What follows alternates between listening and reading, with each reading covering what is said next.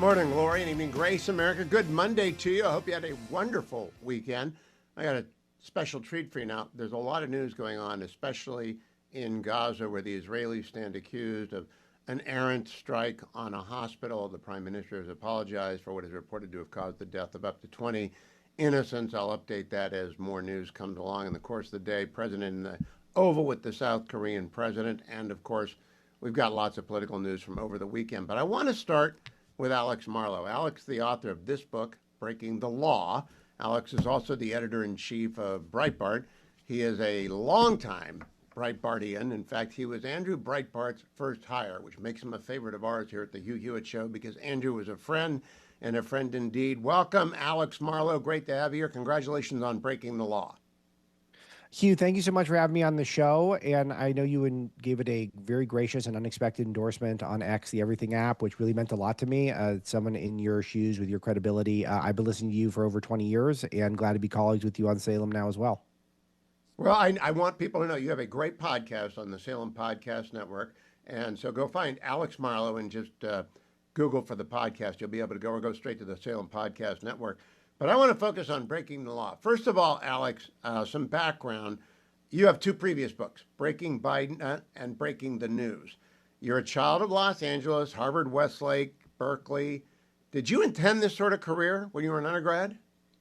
I did, actually. Yeah, I went to Berkeley on purpose to kind of cause problems. I was a talk radio junkie growing up, and I was always just sort of ambitious and interested in school and trying to be an intellectual one day. And I got hooked on talk radio. Our colleague Larry Elder was my first favorite, and Dennis Prager after that. And I thought that they were just opening my mind to so many things that I wasn't learning in high school. Though I liked my high school education, I learned a lot of important stuff at Harvard Westlake. It was really challenging and less woke than its reputation has become today. By the way, coincidentally, it's gone up in the rankings for national rankings as they've gotten more left. Like, all of a sudden, you start doing better in the national polls. But I had always loved conservatism, conservative ideas, and thought that I was a libertarian at the time. But then I went to Berkeley and I thought this could be really fun because I got in and I thought I could be here. I could be an outspoken conservative and see what happens. And everything happened. It was an amazing journey while I was there, which I could spend hours on that. And I used that to meet Andrew Breitbart and to get involved in the conservative movement at a ground level where I knew nothing about the conservative movement. I was a bit player in it at the start, and I got to be a part of some of the biggest moments in recent history in conservatism by virtue of just showing up. Yeah, the sooner you begin, the farther you go, and you are a testament to that. I am curious about whether or not you approached a book about the law, like Breaking the Law, with any trepidation that you would. I actually think it's very well written, very well researched. I've been teaching con law for 30 years, so that is my tip of the hat to a layman. Were you at all intimidated by that prospect? Always. I've never done anything important that I wasn't intimidated by. I don't run arrogant. I run kind of humble. And I think a lot of my success has been born of fear. And I think the fact that I've seen other people climb bigger mountains than I have. So I feel like when there's a mountain in front of me, I feel like I can summit the mountain. But I always approach it as maybe this is the one where it doesn't work out. And I assembled a great team. I've been blessed to have a lot of great researchers who've helped me for all my books, all of them sort of in the Peter Schweitzer investigative research universe that I've been able to borrow from over the years. And I also have some real expert attorneys who are in my corner who've worked for me at Breitbart, and I got pretty decent access to President Trump and his attorney. So I thought with that combination, I could pull it off. But absolutely, of my three books, this was the most intimidating that I took on. And the reviews of it so far are the best of my three. So it seems like it's working out. Well, Breaking the Law is very, very good. In fact, I will give you credit when I use it. From page 200, the best line in the book is that the United States faces a new existential threat, hundreds of presidents. Now, I have not seen that anywhere else, so I think it's original to Alex Marlow, is it? I think so. I mean, I write my own book, and I'm very cautious about not plagiarizing. And if I ever pull an idea, I'm meticulous about citing it. As a student of our friend Dennis Prager, I have to. Or else I have to confess it, which I don't want to do. So I'm pretty cautious that if I wrote it, it's me. Well, I think it's a fabulous way to telegraph the problem of having district court judges issuing injunctions. I don't know if you caught Justice Gorsuch's concurrence last week in the lifting of his stay, where in one paragraph he expressed dismay with federal district court judges ignoring Supreme Court precedent that's squarely on the corners of issues before them. Did you see that, Alex? I did catch it, and I was actually curious what someone like you, how you would react to it, because I thought we'd gotten past this. I thought they were pretty clear that district court judges preside over a district, and they don't get to have a veto over the executive branch and executive orders. And yet we're still here, where we're still seeing some of the same patterns play out. And I don't fully understand that as a non-lawyer. As I don't, how is that possible? It just seems like we solved that, but then maybe we didn't. Well, if I were teaching right now, I'm not teaching in the summer, and I probably won't be back until spring of 27 in the classroom. I would explain it as judicial frustration can only be expressed in a hortatory way, and then reversing the ruling. You can't you can't punish, you can't sanction. Only the Congress can punish a judge with impeachment, and ignoring precedent isn't exactly an impeachable offense, at least not yet. But it does sum up the problem.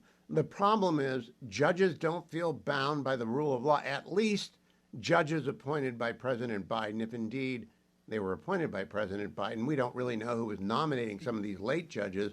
And I don't know that I want impeachment to be a holstered weapon that is brought out too quickly. What do you think on that, Alex Marlow? Yeah, I'm very cautious about recommending any sort of radical things like that. That I think you've got to have the goods when you're doing these things. And this is something that I recommend consistently throughout the book, that we cannot break the law ourselves when we're opposing these people. And we have to reform the law, and we have to be patient in a lot of ways. And I cite a few examples of where we've been prudent and we've been patient with trying to bring about change. We've been successful. In particular with the Supreme Court, where it was a very radical court for decades, and we were able to slowly, methodically, through winning elections with great appointments, to make it a conservative court again. We do need to take that approach. I don't think we can build Rome in a day here, where we can just impeach all the bad judges and throw them out. Really, the solution is to just electing the best leaders who appoint the best judges. And when there's a judge race in your area, if you're voting for judges, that you have to actually pay attention to those and pick the best ones. That really is the solution. And unfortunately, you got to be patient to do that. But it is something that strikes me as illogical for sure, and probably illegal, that we now have to get essentially we have to avoid the veto of 600 odd judges for President Trump to have an executive order. That strikes me as completely outside of the bounds of the law, the way I've come to understand it. And it would be highly illogical if that's the policy. And yet that is what we've been witnessing the last 7 months. It is completely outside of the law. And for the benefit of the audience, I will tell you, 2/3 of our district court judges have been appointed by President Biden or Obama, the rest by Presidents George W. Bush and President Trump. And that number will rise over President Trump's second term, but it's still, thank goodness for the Supreme Court. And I don't even mind liberal circuits, because that creates circuit splits, which create the opportunity for the Supreme Court to come in and settle law. Alex, one of the reasons I really like breaking the law. By the way, do you know what the Luntz Law is about promoting a book? The Luntz Law is you've got to say the title of the book 7 times in any segment. So you've got to say breaking the law. As I say in Breaking the Law, on page 30 of Breaking the Law. Because unless you do that, Frank put that in words that work, and I adopted that 20 years ago. And I think it's powerful, because the American attention span is such that you really have to drive it home. Breaking the law, breaking the law. But what I liked about it, you just sold me a copy of Words That Work, so you're a good. Well, hey, it is a great book. I think it's Frank's best book, and I've told him that. And some things stick, and that was one. Page 220, The Way Out. The reason I really like Breaking the Law is you and I agree on the way out. Vet, nominate, and confirm or elect good judges. It is that simple. It's patient. It's not quick. It won't satisfy our counter-revolutionary, but it's the only way, really. Yeah, I love the counter-revolutionaries. I've worked for them at Breitbart. I work with them every day. I just don't see that as viable here. And I feel like that's a way to get ourselves in a lot of trouble, because I think that they will create a lot of trouble for us. We don't even need to do anything wrong for them to cause trouble for us. So we definitely can't try doing stuff that's wrong. So we have to abide by the law. and we have to change it through normal recourse. And I think we can do it with the power of persuasion and with the power of organizing, having the best, most persuasive ideas and candidates, and then making sure once they're in, they stay true to those principles. And when we're nominating people, I want to see a longevity in the conservative movement. I want to see a huge body of work that makes it so that we know they're going to dependably be conservative once they get to the bench. And we need to be very stalwart and steadfast in that regard. I'm coming right back with Alex Marlow. During the break, you can run over to Amazon or barnesandnoble.com and order Breaking the Law. You'll be a smarter person for having done so. We'll talk about some of the particulars when we come back. Don't go anywhere, America. I'm Hugh Hewitt with Alex Marlow. Welcome back, America. I'm Hugh Hewitt on this Monday. It's the last full week of summer, but Alex Marlow, editor-in-chief of Breitbart.com and host of the Alex Marlow podcast on the Salem Podcast Network, is with me to talk about his brand new book, Breaking the Law, which is available at Amazon.com or Breaking the Laws at Barnes & Noble and bookstores everywhere. Alex, the left, I'm quoting you, page 23, the left has never regarded the rule of law as essential. And you write that after recounting the Biden pardons, which truly was on a couple of levels, not only for who was pardoned, but how they were pardoned with the auto pen. And without a competent president, in my view, my opinion, I'm not a doctor, I didn't stay at a Holiday Inn, but I think we are generally occurred that at the end of his term he was not competent. And after promising not to pardon his son, he did so.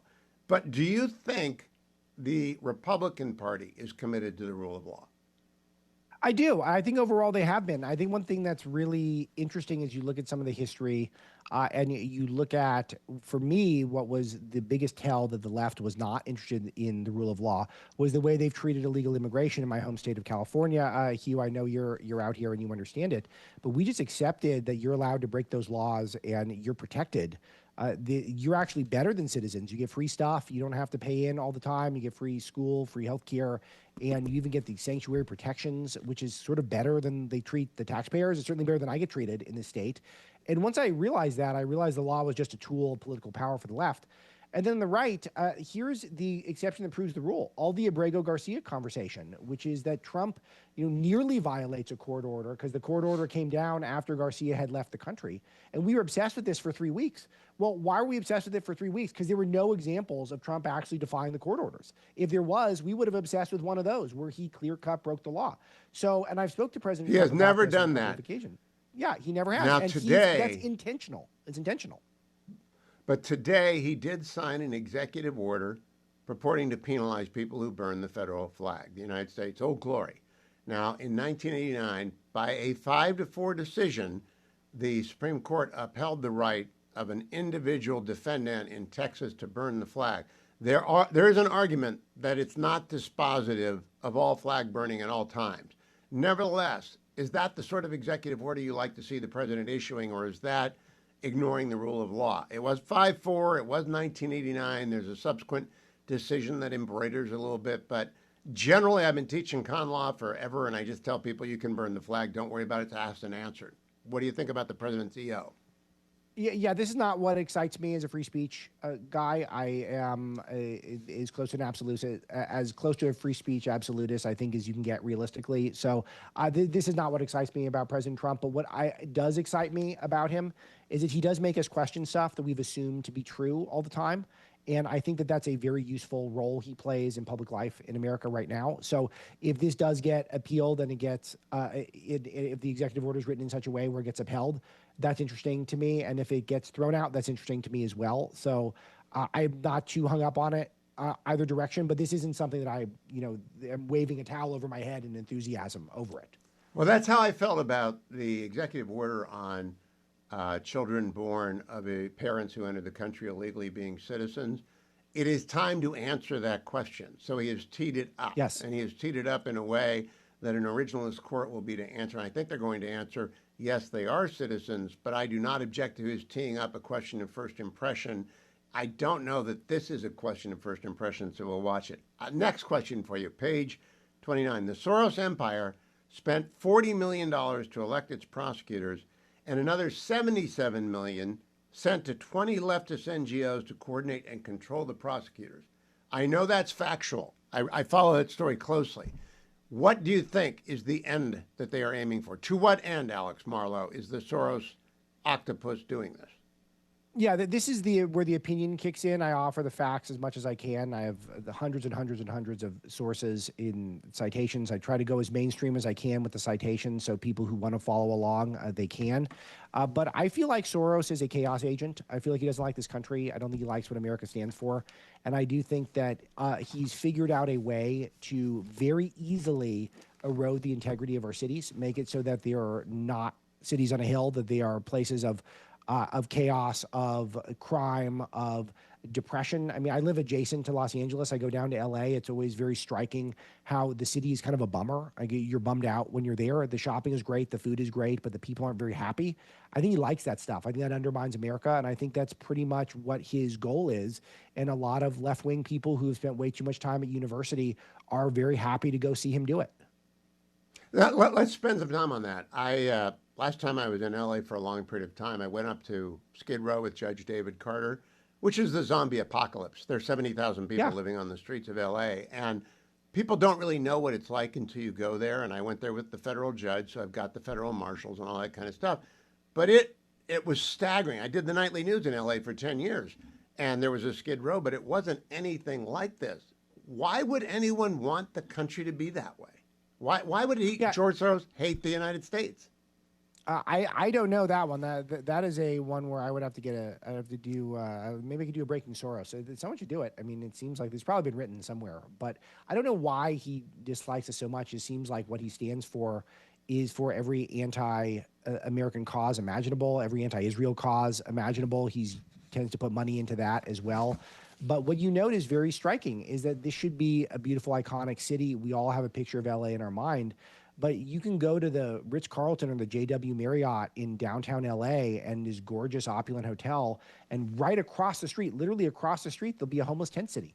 The La Brea Tar Pits, which is just an iconic, iconic history with an iconic history museum attached. All this rich history that's there, a place that I used to go peacefully as a child to learn about the history of this country, or prehistory, really. And then there's a tent city there now. And then we just accept it, is that that's okay. MacArthur Park, which is run over by illegal alien drug dealers in downtown LA. I got a beautiful park by my house. Do you know why it's beautiful? There's a little fence around it. And you can't get in unless you get a little key fob. And then, so it's a beautiful place. My kids can play there. But you can't play in normal parks in LA.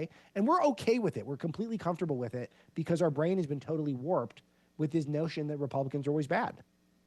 Well, let me divert from breaking the law for just a moment. I'd like you to write Breaking Gavin. And not because I dislike him on a personal level. I think I actually have a grudging respect for his political chops in the blue bubble. He knows how to run in San Francisco and in California at large. Do you think he is at all acceptable to the United States as a whole? I imagine a Gavin Newsom, J.D. Vance race in 3 years. What do you think happens then? Yeah, I never underestimate him politically. I've been in California most of my life, aside from about 8 years or so in the D.C. area. And so I followed Newsom's career the whole time, and he really is good. He knows how to message very effectively, and he knows how to talk to conservatives when he's talking to them. And I don't think he's as committed of a leftist as the way he governs, but his biggest weakness is his policy accomplishments are non-existent. Traffic has gotten worse. It's gotten more expensive. We had a surplus, and it became a deficit in the state.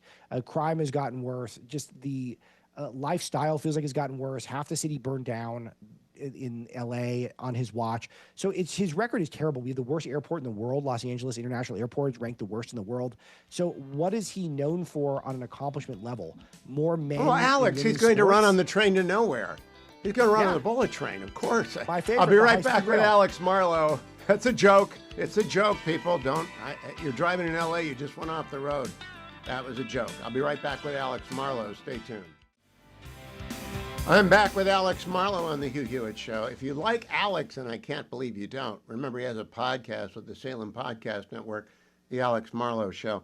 Alex, I want to now get to the lawfare because you do a very extensive cataloging in terms that a layman can understand of what happened to Donald Trump from the time that he won the election, because it began not long thereafter with the appointment of Special Counsel Mueller, right through today. It continues today. Of all of these, I have my favorite for nominating as the worst example of lawfare. What is your nomination? It's a great question because the biggest one is the appointment of Jack Smith, which was unconstitutional, and he was allowed to use the power of the DOJ in a job that didn't exist to harass Donald Trump in two different ways with two different cases. And it leaked constantly to the Washington Post. He was clearly a partisan guy, and the job wasn't even real, and it just took 18, 19 months for us to figure that out. So that's the highest consequence one. I would say, though, the worst examples are Letitia James in New York, who was so in your face about that she was going to hold Trump accountable, that for what? No one knew. She was just going to go get him. And then she invented a crime that did not exist. And then this was in a civil court, so it's not supposed to be a criminal court, but she treated it like a crime.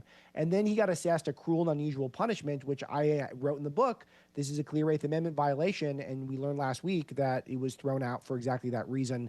She's the worst offender in it. But I have to say, Hugh, and I know there's a long answer, but I have to say maybe my favorite was still the E. Jean Carroll case, because that's mine. All right, we agree again. Yeah. Okay. Go ahead, tell me why, because I'll tell you why when you're done. It's absurd. Every detail is absurd, and the more you read it, I have to say, if you have my sense of humor, reading the first few pages of the Eugene Carroll chapter in Breaking the Law, I was laughing writing it, and I shouldn't be, because all horrible, and it's horrible as it happened in our country. But I couldn't believe some of the details. They kept getting more ridiculous. How her case was exactly a Law and Order episode plot, and she was a Law and Order fan. How she had this dress, and she claimed she had this dress with Trump's DNA, and but she wouldn't turn it over, and the court didn't demand it. How there was this Anderson Cooper interview that she did where she said rape is sexy, and then the judge wouldn't allow for that to be played in court, and that she had written previously about sex in Bergdorf Goodman, which is where she claimed Trump had stalked her. And then this debate about whether or not she's Trump's type. She's clearly not Trump's type, which is relevant, but we're supposed to act like that's not relevant. Every detail was ridiculous. And then you learn it was the concoction of George Conway, and with the funding of Reid Hoffman, the LinkedIn billionaire who loves Joe Biden. That's how this happened. You can't believe this took place in America, and it was two cases. Yeah, I think eventually all of this will be thrown out, like Jack Smith was thrown out, like Letitia James was thrown out.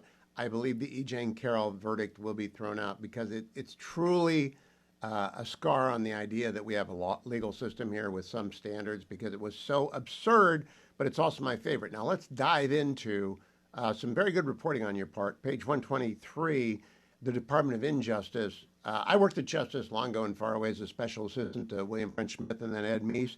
So I know what the Deputy Attorney General does. I know what the Associate Attorney General does. I don't know Lisa Monaco or Vanita Gupta. How did you figure out the org chart, and how did you come to the conclusion that it was the DAG and the AAG who are running this thing? It's a great question because it's a simple answer. Donald Trump himself, he said he was under the impression that these were the people who were actually calling the shots at the DOJ. And it works with me logically. I'm a pure Occam's razor guy, Hugh. So I always go with what's the most logical thing. And so how did Merrick Garland get atop the DOJ? Merrick Garland seems like a nice guy. He doesn't seem like a dumb guy. And he is not a radical. And he was up for that Supreme Court seat, which he would have gotten confirmed had Mitch McConnell allowed for a vote on it. And so you give him that as sort of a booby prize for not getting to be on the Supreme Court. He's completely out of his depth because he comes, even though a bright guy and a nice guy, he goes from having an office of 10 people to having an office of well over 100,000. He can't handle that. But he's got these people like Lisa Monaco and Vanita Gupta who are seasoned veterans of the DOJ and of the Biden apparatus in general, who are purely activists to the point where Vanita Gupta, who was the number 3 at the DOJ at the time, she even had to apologize to conservatives for some of the things she'd done in the past when she was up for the job. And these people have a lot of time on their hands. They're clearly committed partisans. And now they can operate with this layer of cover from Merrick Garland and Joe Biden as well. And then you see the lawfare starting to materialize against Trump, and all of it adds up logically. I present some of this to President Trump. I talked to him about it, and he said, yeah, I think you got it. I think it's Monaco. I think Monaco is the one who is really controlling it.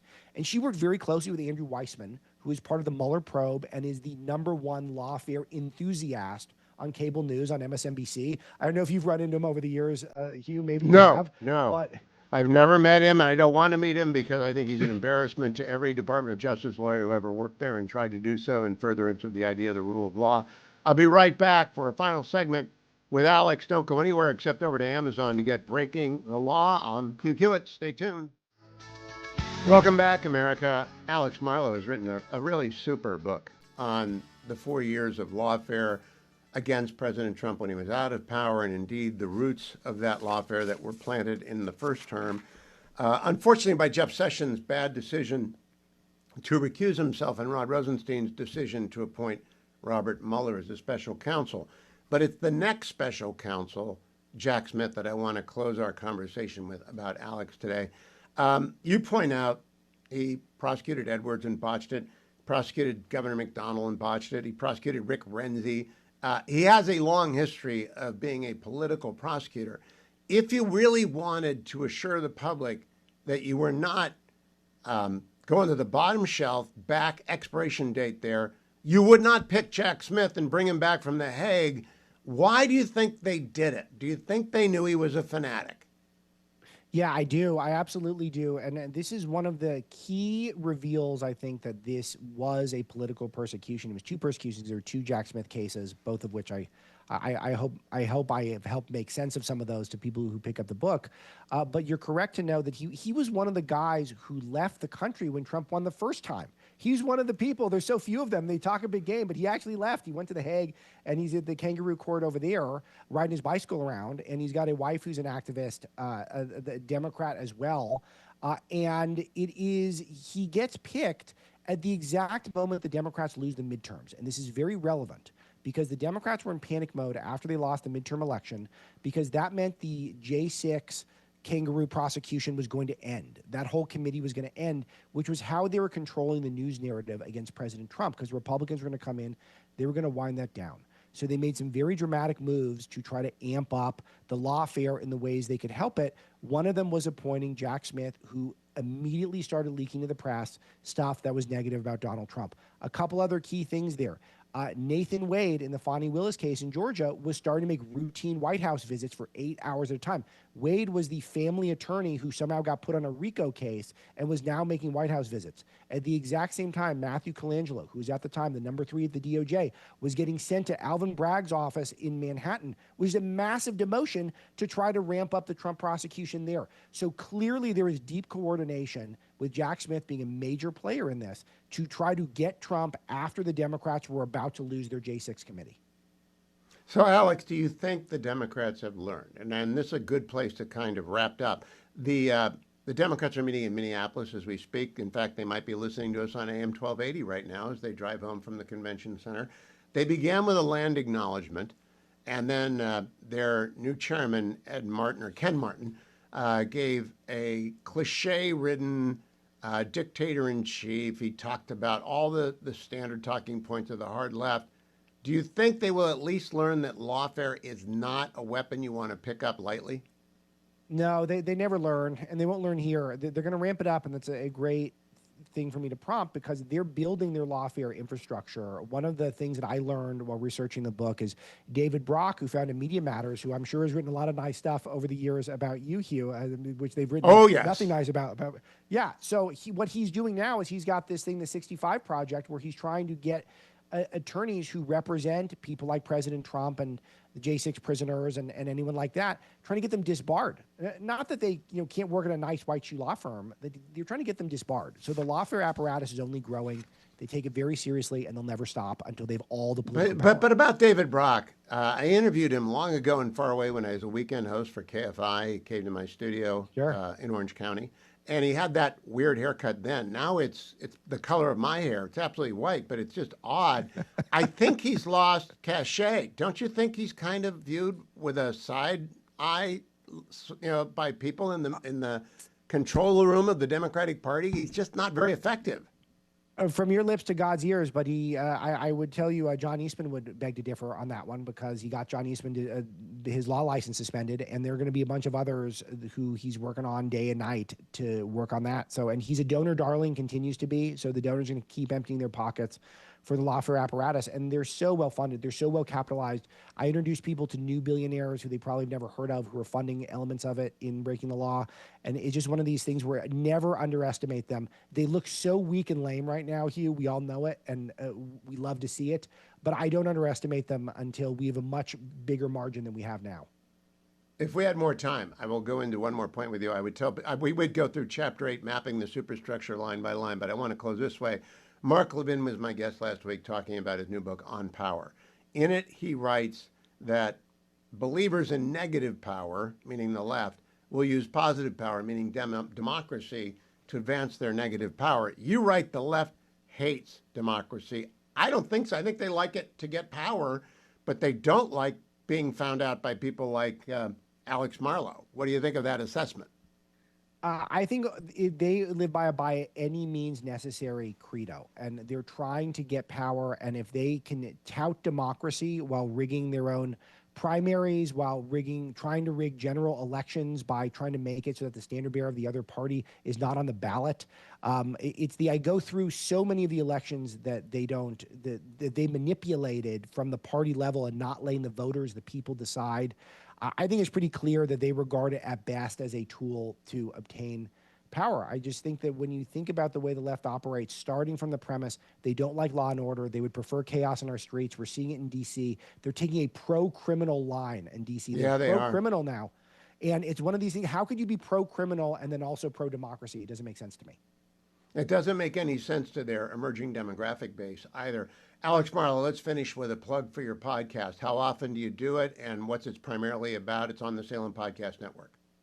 Thanks, Hugh, and I'd love to return the favor over there. You've been so generous, particularly with that tweet. Really made me feel good, and it's nice to have such wonderful colleagues at Salem. I'm podcasting 5 days a week, and it's a new show. I try to keep it pretty tight for all of you, give you what's the latest I'm hearing from the Breitbart newsroom, and then some of the best guests in the world, I would say. And if I don't have a great guest, then you're not getting a guest, and I'll just run down the news with you. We have a great time making fun of the left, and I think giving you some compelling arguments about what's happening in the news.